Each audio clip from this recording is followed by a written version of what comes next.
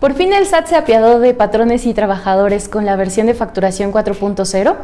Recientemente salió un comunicado por parte del SAT en el que informa que se prorroga el uso de la facturación 4.0 hasta el 1 de enero del 2023. ¿Esto qué significa para todos aquellos que estaban requiriendo la constancia de situación fiscal? ¿Podemos esperarnos para conseguirla? ¿Es necesario que la consigamos o no? ¿Qué implicaciones tiene para todos nosotros? En este video nos acompaña el contador Jesús Salazar, quien es gerente fiscal de Basal Capital y nos va a resolver las dudas que la mayoría de la gente tiene respecto a este tema. Comenzamos.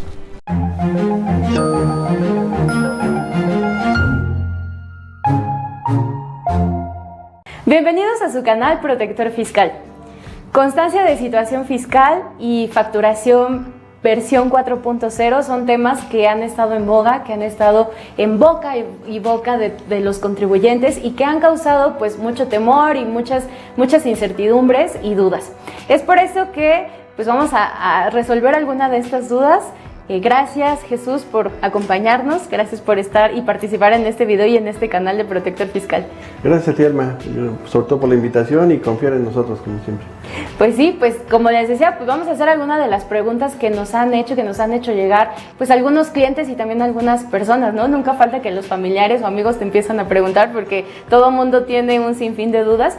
Y la primera de ellas es que en los recientes días ha salido una prórroga por parte del SAT en el cual pues antes había estado diciendo que no iba a dar prórrogas, que se tenía que cumplir en este mes a fuerza con el uso de esta nueva versión. Sin embargo, el 8 de junio pues al fin sacó un comunicado en donde dijo que sí se iba a dar una prórroga a todos los contribuyentes. ¿Cuáles son los puntos principales de este comunicado, de esta prórroga que dio el Servicio de Administración Tributaria, Jesús? Bueno, para poder ahondar más en esto, me gustaría hacer un comentario con respecto a lo que dices de la información. Sí. Ayer platicábamos o comentábamos con las personas en el sentido de cómo fluye y que simplemente baja de una manera inadecuada. Primero el Servicio de Administración Tributaria no lo informa correctamente o simplemente manda un comunicado, un dato y creen que ya cumplieron con las formas, ¿no? Segundo, la persona que lo recibimos, muchos desconocemos del tema, sí. Otros no solo el desconocimiento, sino simplemente no nos interesa, hasta cuando ya nos dicen con una amenaza o escuchas una noticia amarillista, malintencionada, para lo que seas, pero sin bases, vienen estos casos. Y el SAT saca un comunicado por presión social, y no por hacer cumplir las obligaciones que tenemos desde un principio como contribuyentes y que hay que aclarar que se sabían desde el 1 de enero formalmente. Días anteriores a esto, en las propuestas de reforma, desde diciembre ya se tiene conocimiento de ello. ¿Cuál era el punto principal? La emisión de una nueva forma de un CFDI con otras características, con más validaciones, pero con dos validaciones sustanciales, que es el nombre, porque antes no lo traía. Esto abona a que se dé un cumplimiento mercantil en la emisión de un comprobante. Este es el punto número 1. 2, verificaciones de datos de dónde tú estás localizado, o sea, tu domicilio fiscal. Y ese es el único problema. Muchos han hablado del domicilio fiscal, cuando en realidad lo que va a validar y te pide la ley es el código postal de dicho domicilio que registraste tú cuando te diste de alta en el SAT. Ese es uno de los detalles.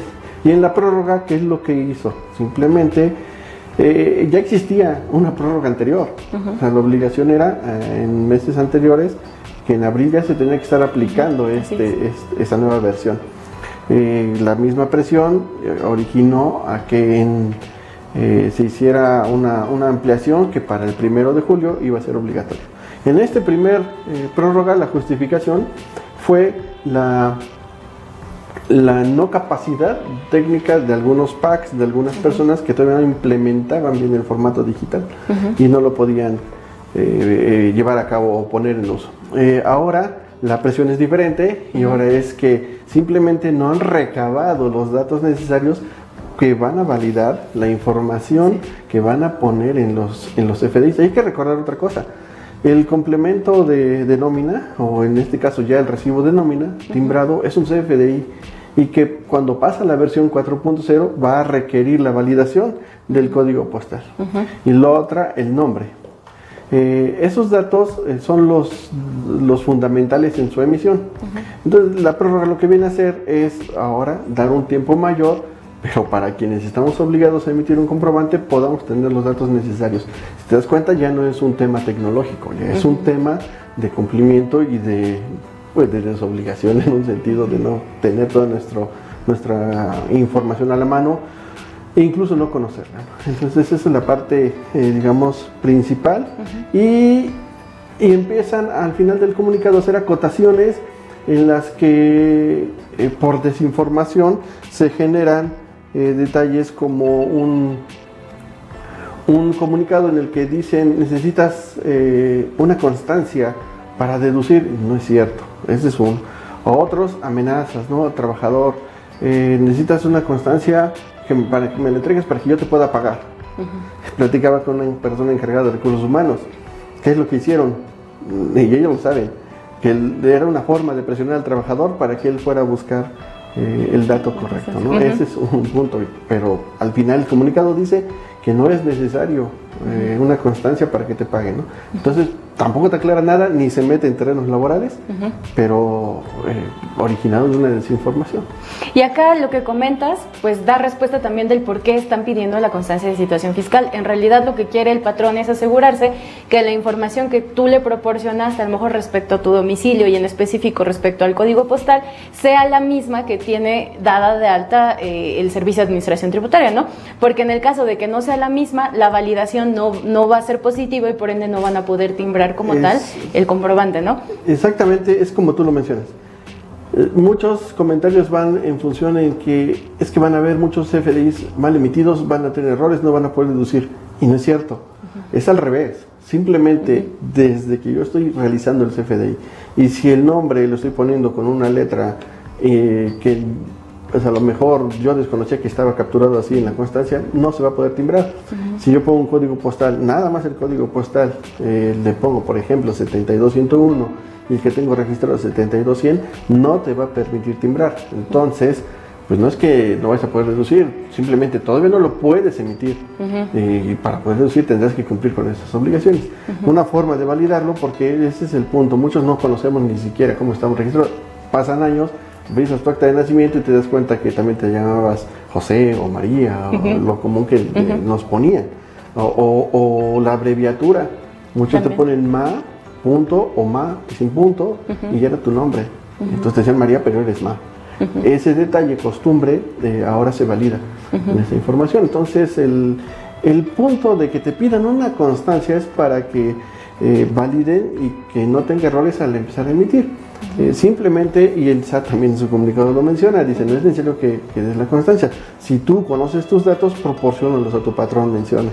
Por eso, pero pues no confían en los trabajadores por obvias razones de desconocimientos, de que no sabían, o no saben cómo están registrados, o quién los registró, porque eso son otras obligaciones distintas.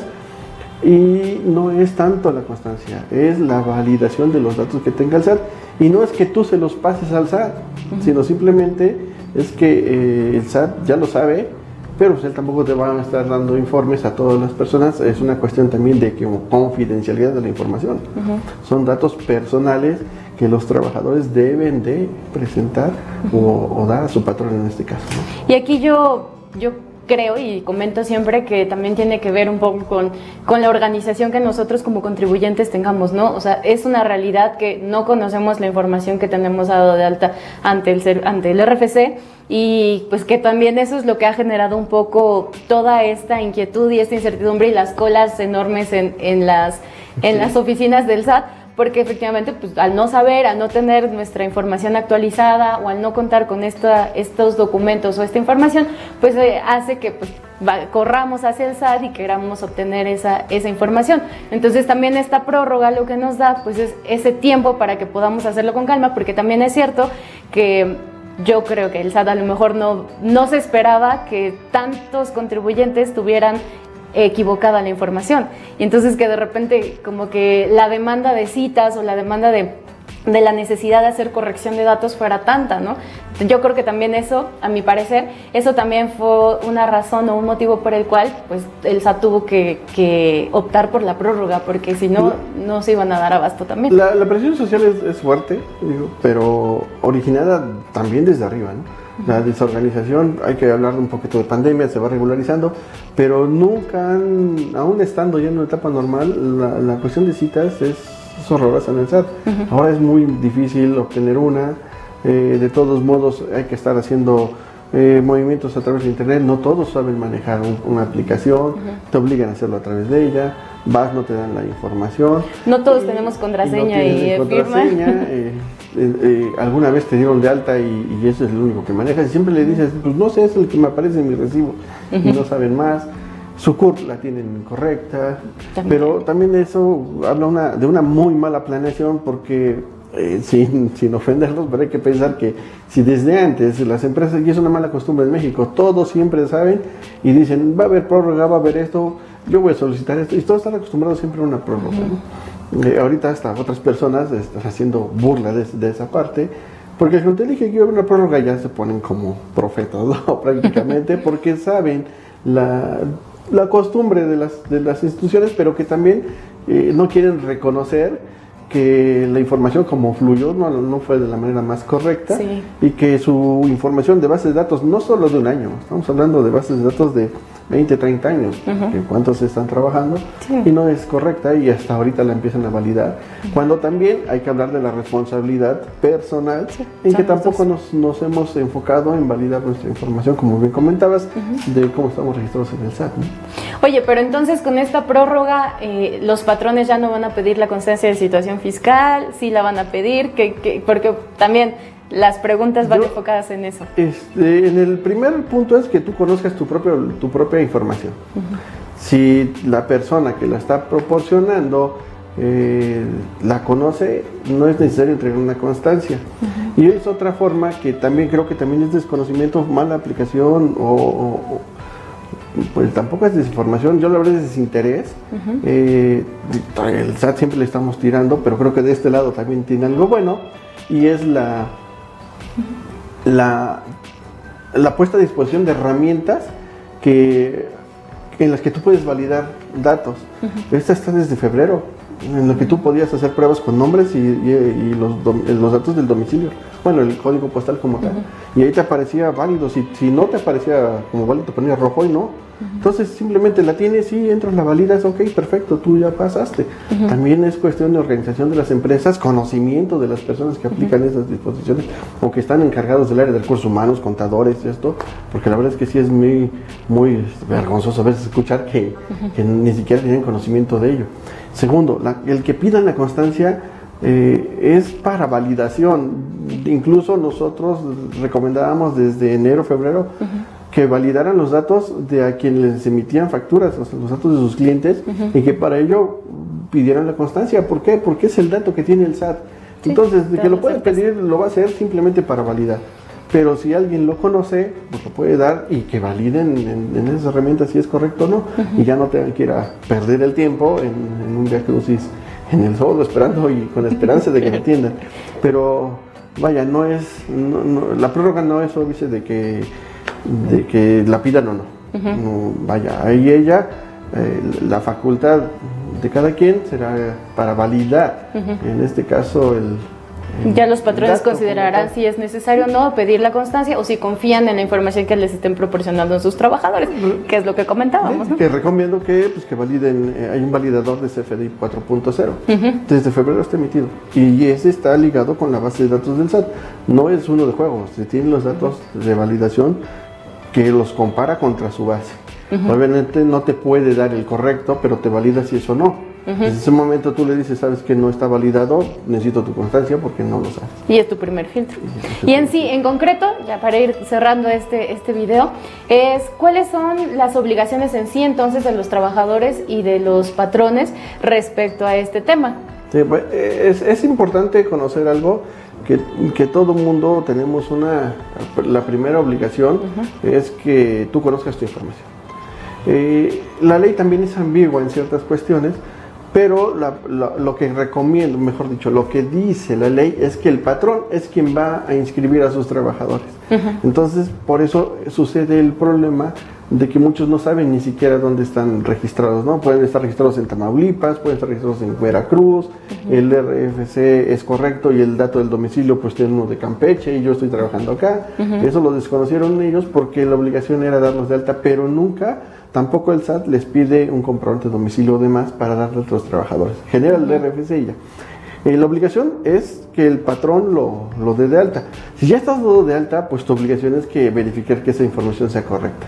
Segundo, no quiere decir que si el patrón te está obligado a dar de alta, tú no puedas acudir a hacer tu alta. Muchos trabajadores por eso tienen bien sus datos, porque muchos patrones para evitar esa obligación te piden ya la inscripción realizada. Entonces la obligación de la inscripción es del patrón, la obligación secundaria es del trabajador cuando no se lo pide. Y la otra obligación es que el patrón va a solicitar la información al trabajador de su RFC. Entonces la obligación es de que el trabajador siempre debe entregar sus datos de manera correcta. Y la ley habla de RFC, pero siendo prácticos, ¿en dónde vienen esos datos de manera completa? En la constancia. Entonces, primero la obligación es que el patrón los escriba, y no que la solicite como tal, pero que obtenga los datos correctos por parte del trabajador, y el trabajador es entregarlos de manera correcta. ¿Qué ocurre ahorita? Pues ya están dos de alta y empieza un pique de ve tú y te traslado la obligación, pero por la parte administrativa de que el SAT al patrón en este caso no le va a aportar mayores datos. Reitero, la información es particular, no tendría por qué dar información sensible ahora en este caso. Es confidencial. Y yo agregaría a lo mejor otra obligación, que es que todos los contribuyentes debemos tener actualizada nuestra información, ¿no? Porque pasa como en el INE, ¿no? Cambio de domicilio, no actualizo y después de eso me trae problemas, pues igual en el Registro Federal de Contribuyentes. Nos cambiamos de domicilio o nuestro domicilio fiscal lo ubicamos en otro lado y de repente pues ya la información que tiene el SAT ya no es la actualizada, porque nunca me acerqué a hacerlo, ¿no? O a avisarle que estaba ocurriendo esto. Entonces creo que también es una de las obligaciones que tenemos todos como personas físicas y como personas morales. Y un detalle ahí que tenías con lo que mencionan, existían dudas de otras personas porque cuando ya sacaban su constancia y viene con un código postal de Veracruz o de Tamaulipas y dice, oye, es que si no lo voy a poder deducir, genera dudas, eso es incorrecto, ¿no? Eso no tiene nada que ver con una deducción con respecto al pago de un salario, con la obligación de la persona de que deba estar registrada en un domicilio en el que sea su casa habitación, por ejemplo, pero eso ya es cuestión personal o información que él debe de actualizar. Muchos dicen que yo estoy trabajando acá, le pongo el código postal de acá, no vas a poder timbrar. La validación y la base de datos del SAT dice que su domicilio fiscal es en Veracruz. Recomendaciones que si ahorita el viacrucis de la constancia es pesado, si tienen un conocimiento de ello, pues en ese momento solicitan la actualización de los datos. El SAT va a pedir que hagas otra cita, pero a veces es que en ese momento exigir que te hagan una corrección. Sugerencia que ya lleven hasta comprobante de domicilio, identificación y demás para que hagan una actualización al momento si es que ven que los datos son incorrectos. Sugerencia nada más. En el caso que no puedan, pues decirle, y el patrón también debe entender que esa parte no es cuestión de que le evite una deducibilidad y simplemente tiene que pedirle que actualice sus datos. Sí, ¿no? Y ya también, como decíamos, para tener toda la situación en orden, tú como trabajador te encuentras en esa situación, pues ya empieza a prever, a sacar las citas, sabes que a lo mejor te vas a tardar 1 o 2 meses para encontrarla, pero por lo menos ya tienes ese tiempo y no afecta en la deducibilidad, como dices, del patrón en este caso. Pues muchísimas gracias, Jesús, gracias por resolver estas dudas. Igual, si ustedes tienen más dudas, pueden dejarlas en los comentarios y también si tienen sugerencias de algunos temas que quieran que tratemos en estos videos de este canal de YouTube, pues con gusto déjenlos ahí en los comentarios y nosotros los haremos y los trabajaremos y seguiremos invitando a gente especialista en estos temas para que puedan ayudarnos a darnos información certeza, verdadera y que no nos dejemos pues malinformar por algunos medios tendenciosos que a lo mejor lo que quieren es tener la nota, tener seguidores, tener lectores, pero que pues en vez de informar desinforman. Pues muchísimas gracias, recuerden suscríbanse al canal, activen la campanita y nos vemos pronto. Adiós.